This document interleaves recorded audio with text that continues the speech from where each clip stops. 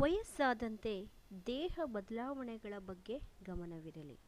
ಕಣ್ಣಿನ ಪಾಪೆ ಕಿರಿದಾಗಿದ್ದು ಕಾಯಿಲೆಯಂತೆ ಕಾಣಿಸಬಹುದು. ಕೈಯ ಕಿರು ಮಾಂಸಖಂಡಗಳು ತೆಳುವಾಗಿ ಮೂಳೆ ಎದ್ದು ಕಾಣಬಹುದು.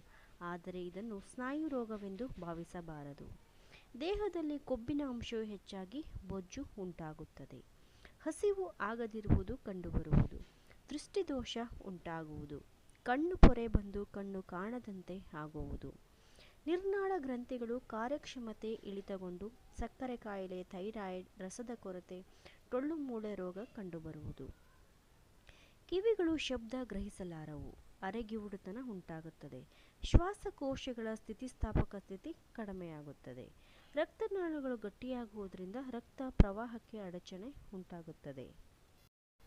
ಕಣ್ಣು ಕತ್ತಲೆ, ರಕ್ತ ಒತ್ತಡದಲ್ಲಿ ವ್ಯತ್ಯಾಸ, ಜೀರ್ಣಕ್ರಿಯೆಯಲ್ಲಿ ಹಲವಾರು ಬದಲಾವಣೆ, ಲಿವರ್ ನಾರುಗಟ್ಟುವಿಕೆ, ಮೂಳೆ ಟೊಳ್ಳು ಉಂಟಾಗುವಿಕೆ, ಜಠರ ರಸದ ಆಮ್ಲತೆ ಕಡಿಮೆಯಾಗುವುದು, ಮೂತ್ರಪಿಂಡಗಳು ದುರ್ಬಲಗೊಂಡು ರಾತ್ರಿ ಸಮಯದಲ್ಲಿ ಮೂತ್ರ ವಿಸರ್ಜನೆ ಹೆಚ್ಚಾಗುವುದು.